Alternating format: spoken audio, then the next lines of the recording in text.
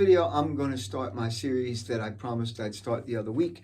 The series is called How to Solo Without Using Scales, and its subtitle is The Theory of Resolution. When you have a note or a chord and you put that note or the chord in the center of your resolution space on this kind of plane that's not three-dimensional, you have 4 different ways to resolve to that note or to that chord. I'm going to just use the idea of a note for simplicity's sake right now. If we have a G note right here that we're trying to highlight, to resolve to accent, we have 4 different approaches to get to it. We could come from a half step below and resolve to it. We could resolve from a half step above and resolve to it. Those are usually the strongest resolutions for our ear in any situation. Moving a half step into it or a half step above it, back to it. That's the first thing you need to remember. The strongest resolution is a half step above or below the note. So, in simplest terms, if we have a G arpeggio right here, G, B, D, and we want to try to resolve to those notes, I could do it like this. Pretty nice little lick. Or I could go, or I could mix them.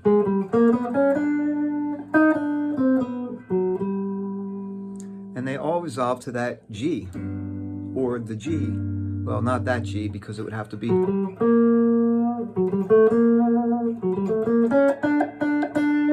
So that's using just your triad idea.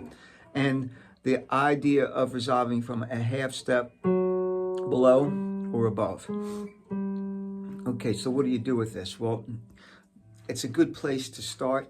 It might seem a little bit too simple, but okay, let's say you don't know any scales. You know how to move your fingers a little bit. You know some chords on the guitar. Some chords are very important. Like this, for a lot of people, is the same as this, like an F chord shape, or if you could bar these 2 strings and have 4 strings. So all 4 of those notes make up this chord shape. And then a lot of people know this chord shape, the little D. Well, to stay in the same chord, G, we move that D up to here, and we have these 3 notes. And a lot of people also know this chord, the A chord. Well, if we need to turn that into a G, we could take our fingers off and play the open strings. Or we could move this all the way up to fret 12 and play strings 4, 3, and 2. So I have these.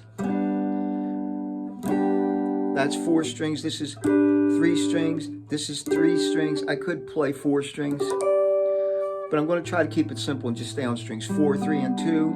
This chord we're going to change a little to this.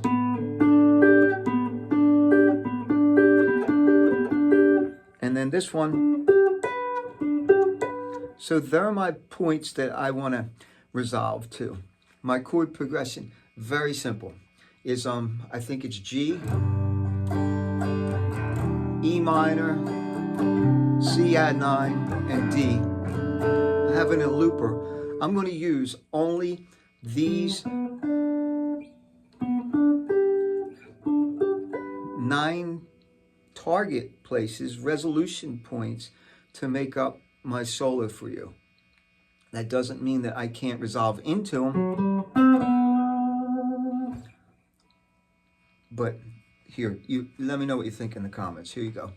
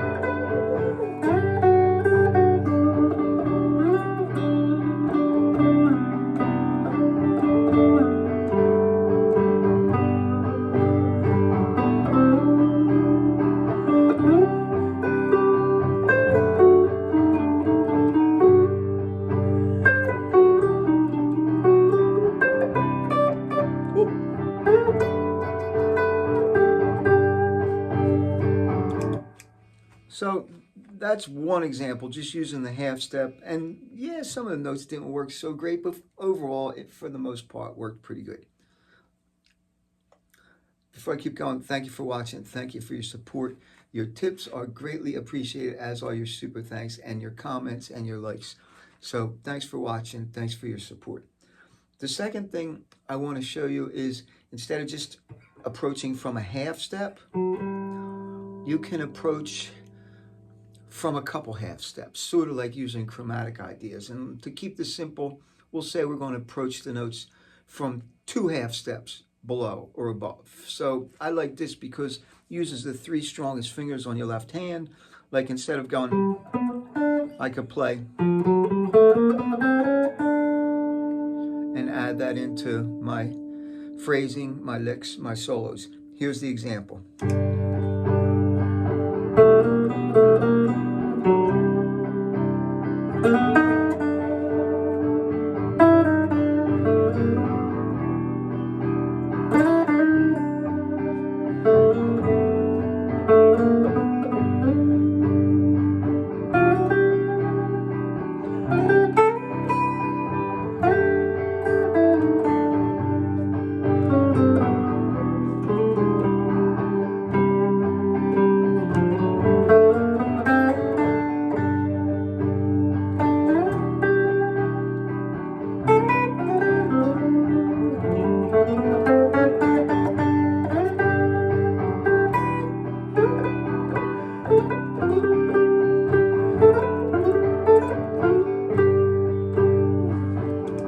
All of those were from below. Let's do a couple above, or most of them were anyway. I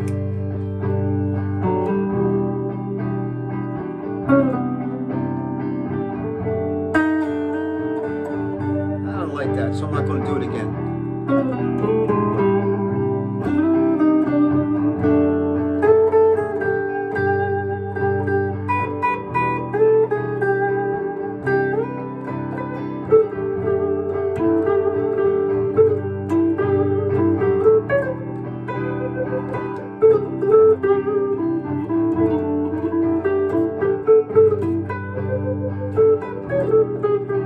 Sorry.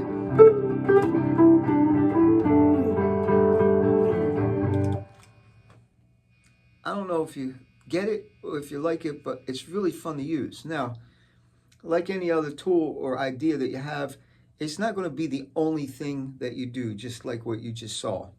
But I'm sticking with just that basic so that you can hear that it actually does work. It's in key. The ideas, for the most part, work. When you play a note you don't like, you don't go back to it.